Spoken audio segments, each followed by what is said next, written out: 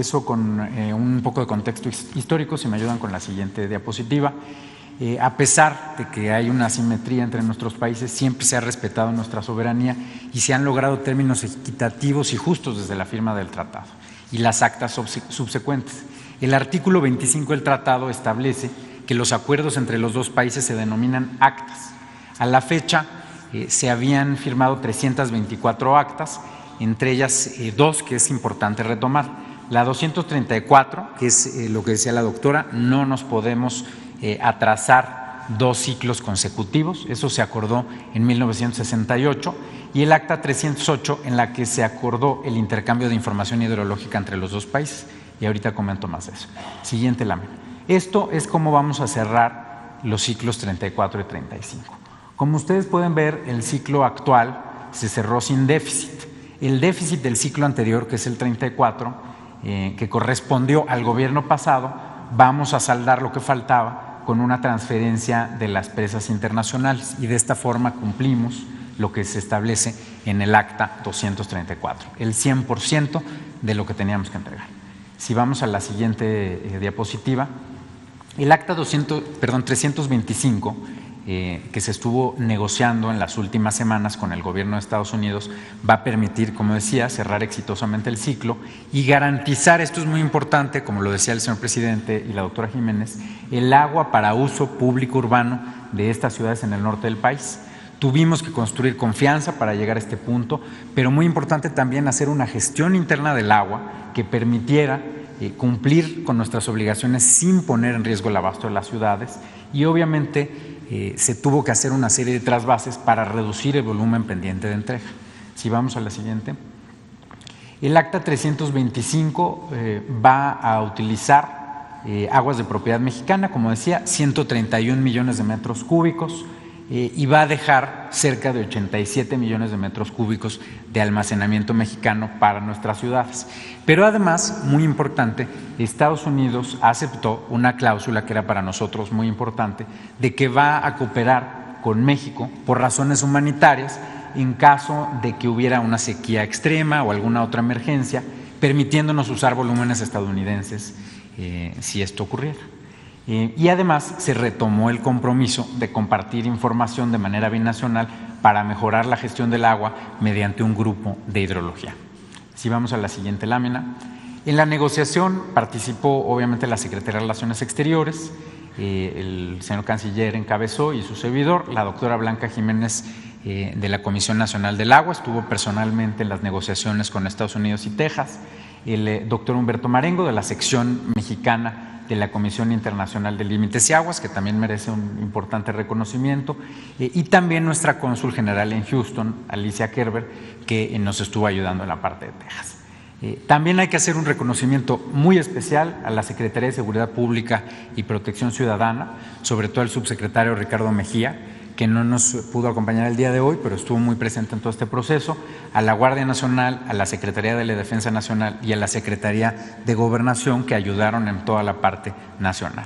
Por Estados Unidos participó el Departamento de Estado, el Gobierno de Texas y la sección estadounidense de SILA. Si vamos a la siguiente lámina. Esta es el acta que se firmó el día de ayer, el acta 325.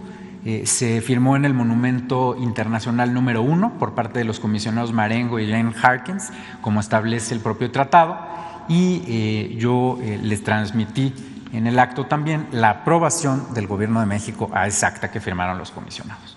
Si vamos a la siguiente lámina, aquí pueden ver algunas imágenes del evento en este monumento, que es muy importante porque es el monumento que divide o marca la división entre los dos países.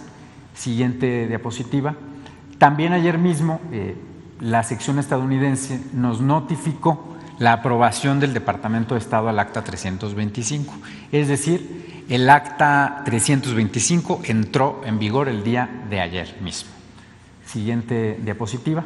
Algunas consideraciones finales. Como decía el presidente, si bien ciertos actores políticos de Chihuahua, en especial el gobernador, antepusieron un interés electoral sobre el interés nacional, poniendo en riesgo el consumo de agua para la población del norte del país, se logró cerrar exitosamente el ciclo.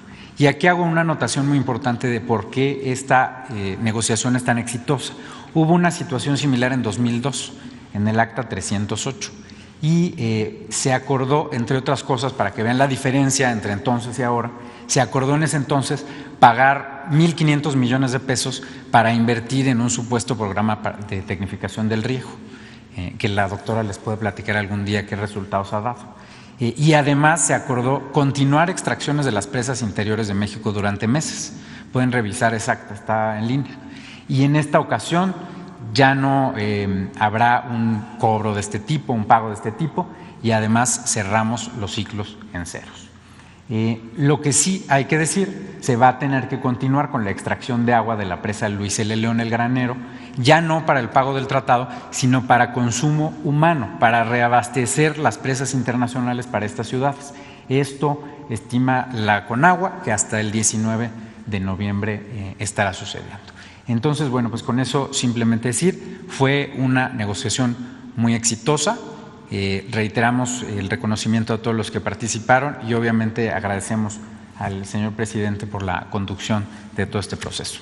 Es muy importante decir, conservamos un volumen en las presas internacionales, que eso se logró gracias a los trasvases que se hicieron de las presas Las Vírgenes, El Granero y una pequeña parte de La Boquilla. Eso era muy importante, si no era imposible lograr esto.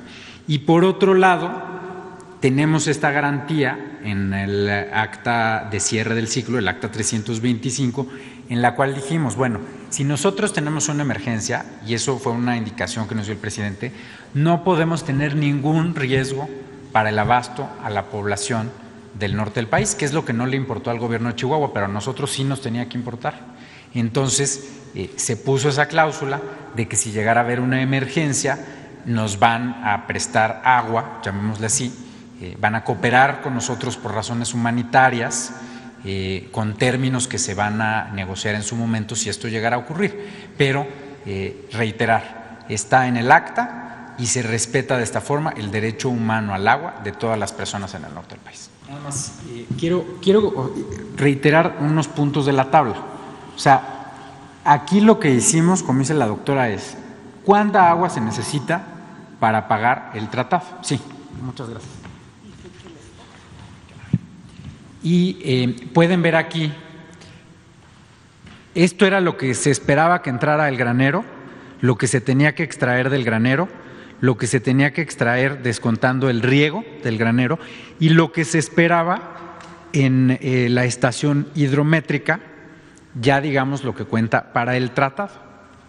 Entonces, ¿qué le dijimos al gobernador? Yo estuve con él varias horas en su oficina y le dije, mire, es muy sencillo, gobernador. Esto es lo que tiene que entrar. Si ustedes tienen razón y va a llover y va a haber retornos agrícolas y no sé cuánta cosa, pues disminuimos las extracciones de las presas. Muy fácil. Pero si no entra esto, pues es muy sencillo, ya no nos peleamos. Eso es lo que se tiene que reponer con extracciones de las presas. Le pusimos aquí varias consideraciones, quedamos de entregar la información, yo se la mandé todas las semanas y el gobernador ese día me dijo, sí, está bien. Me parece bien el programa, pero yo lo que le dije al gobernador es, le dije, bueno, las palabras se las lleva el viento, pongámosle una rúbrica, esta es la suya, esta es la mía. ¿Y qué pasó después de esto? 2 semanas después, como si no hubiera nada, ¿no? Así, pues yo lo que digo es, ¿qué pasa con la palabra? Si uno no tiene palabra, pues no tiene nada, ¿no? Entonces, eso es muy importante para que quede claro qué es lo que se firmó. No es un acuerdo verbal, no es algo. Él se comprometió a esto, dijo que estaba bien, incluso llamó a su titular del sistema de aguas, lo revisó también el secretario de Desarrollo Agrícola y los 3 dijeron, órale, está bien. Entonces también muy importante decir, ¿por qué vamos a continuar extrayendo agua después del 24 para cumplir lo que se comprometió el gobernador? Eso es lo que vamos a hacer, porque nosotros sí cumplimos lo que decimos.